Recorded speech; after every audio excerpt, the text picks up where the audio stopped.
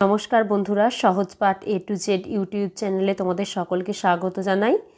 আজকে আমি ষষ্ঠ শ্রেণীর ভূগোলের অষ্টম অধ্যায় বায়ু দূষণের প্রশ্ন উত্তর নিয়ে হাজির হয়েছি। চলো তাহলে দেখে নিই কী কী প্রশ্ন আছে। দেখো, একে প্রশ্ন আছে, বিশ্ব উষ্ণায়ন কাকে বলে? সূর্য থেকে আগত তাপ শক্তির বেশ খানিকটা অংশ মহাশূন্যে না ফিরে গিয়ে বিভিন্ন গ্রিনহাউস গ্যাস দ্বারা প্রতিফলিত হয়ে আবার পৃথিবীতে ফিরে আসে। এর ফলে পৃথিবী ও সমুদ্র পৃষ্ঠের তাপমাত্রা বৃদ্ধি পায়। একে গ্লোবাল ওয়ার্মিং বা বিশ্ব উষ্ণায়ন বলে। দেখো, এখানে আছে বিশ্ব উষ্ণায়নের একটা ছবি। কি না, সূর্য থেকে আগত তাপশক্তি ক্ষুদ্র তরঙ্গ রূপে পৃথিবীর বায়ুমণ্ডল ভেদ করে পৃথিবীতে এসে পৌঁছচ্ছে। কিন্তু পৃথিবী থেকে বা পৃথিবী পৃষ্ঠ থেকে বিকিরিত হওয়ার পর সেই তাপশক্তি বৃহৎ তরঙ্গরূপে যখন ফিরে যাচ্ছে, তখন গ্রিনহাউস গ্যাসের স্তর দ্বারা বাধাপ্রাপ্ত হয়ে আবার পুনরায় পৃথিবীতে ফিরে আসছে। এইভাবে পৃথিবী পৃষ্ঠের উষ্ণতা বাড়িয়ে তুলছে। তাই বিশ্ব উষ্ণায়ন সম্পর্কিত যে কোনো প্রশ্ন আসলে তোমরা এই ছবিটা সেখানে দিতে পারো। এর পরের প্রশ্ন আছে, আর্থ আওয়ার কি? শক্তি সংরক্ষণের উদ্দেশ্যে এবং বিশ্ব উষ্ণায়ন কমাতে WWF এর একটি গুরুত্বপূর্ণ পদক্ষেপ হল আর্থ আওয়ার। 2007 সালের 31শে মার্চ শনিবার অস্ট্রেলিয়ার সিডনি শহরের মানুষ রাত 8:30 থেকে 9:30 পর্যন্ত 1 ঘন্টা ধরে সমস্ত আলো নিভিয়ে রেখেছিল। এই দিন থেকেই শুরু হয় আর্থ আওয়ার পালন। বর্তমানে মার্চ মাসের চতুর্থ শনিবার আর্থ আওয়ার হিসেবে পালন করা হয়। 2024 সালের 23শে মার্চ আর্থ আওয়ার পালন করা হয়। 2025 সালের 22শে মার্চ আর্থ আওয়ার পালন করা হবে। এর পরের প্রশ্ন আছে, দেখো, দূষিত বাতাস কম বয়সী শিশুদের পক্ষে বেশি ক্ষতিকারক কেন? দূষিত বাতাস থেকে 12 বছরের কম বয়সী শিশুরা বেশি ক্ষতিগ্রস্ত হয় কারণ 1 নম্বর আছে শ্বাসক্রিয়ার হার। শিশুদের শ্বাস গ্রহণের হার বেশি ও দ্রুত হওয়ায় দূষিত বাতাস গ্রহণের পরিমাণ বেশি।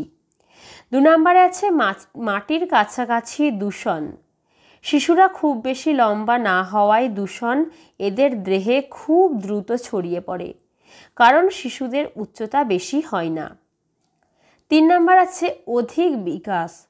শিশু বয়সে শিশুদের সমস্ত অঙ্গের গঠন অপরিণত অবস্থায় থাকে এবং সব কিছুর বিকাশ দ্রুত হয়। এর ফলে ওজোন ও সালফার ডাই অক্সাইড গ্যাসগুলি শিশুদের ওপর অধিক প্রভাব ফেলে। 4 আছে বায়ু দূষক কাকে বলে? যে সমস্ত উপাদান বায়ু দূষণ ঘটায় সেই সমস্ত উপাদানকে বায়ু দূষক বলে। বায়ু দূষক জৈব ও অজৈব 2 রকম হতে পারে। Carbon dioxide, carbon monoxide, sulphur dioxide ইত্যাদি বায়ু দূষকের উদাহরণ। 5 আছে গ্রিনহাউসের প্রভাব আলোচনা করো। সূর্য থেকে আগত তাপ ক্ষুদ্র তরঙ্গরূপে পৃথিবীতে আসে, কিন্তু বৃহৎ তরঙ্গরূপে পৃথিবী থেকে ফিরে যাওয়ার সময় বিভিন্ন গ্রিনহাউস গ্যাসের দ্বারা বাধাপ্রাপ্ত হয়ে পৃথিবীতে থেকে যায়। এর ফলে যে প্রভাবগুলি পৃথিবীতে পড়ে সেগুলি হলো, 1 হচ্ছে বরফের গলন। পৃথিবীর উষ্ণতা বৃদ্ধি পায় গ্রিনহাউস গ্যাসের প্রভাবে। এর ফলে গ্রিনল্যান্ডের বরফের চাদর, দক্ষিণ মেরুর হিমবাহ ও সুউচ্চ পর্বত শৃঙ্গের বরফ গলে যাচ্ছে। 2 দেখো, জলবায়ুর পরিবর্তন। তাপমাত্রা বৃদ্ধির ফলে পৃথিবীর জলবায়ুর বিশাল পরিবর্তন ঘটছে। এর ফলে বন্যা, খরার মতো প্রাকৃতিক বিপর্যয়ের সংখ্যা বৃদ্ধি পাচ্ছে। 3 দেখো, স্বাস্থ্যজনিত সমস্যার সৃষ্টি। আবহাওয়া পরিবর্তনজনিত কারণে গ্রীষ্মপ্রধান দেশগুলির রোগ জীবাণু শীতপ্রধান দেশগুলিতে সহজে বিস্তার লাভ করবে ও স্বাস্থ্যজনিত সমস্যার সৃষ্টি হবে।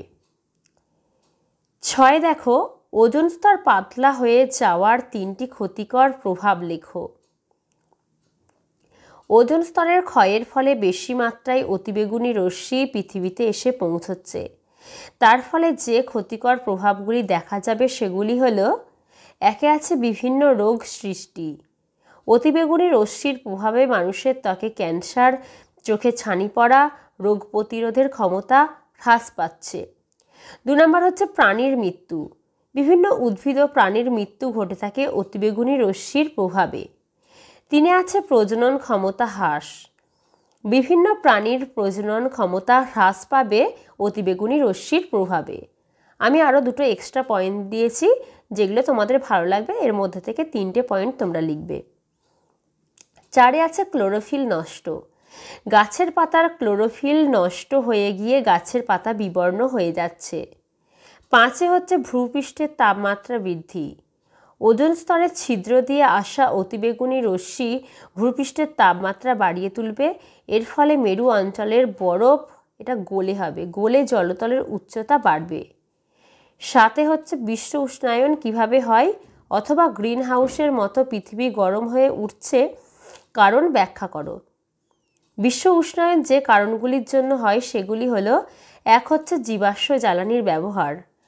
কয়লা, পেট্রোল ইত্যাদি জীবাশ্ম জ্বালানি পোড়ানোর জন্য বিভিন্ন গ্রিনহাউস গ্যাসগুলির উৎপাদন বৃদ্ধি পাচ্ছে।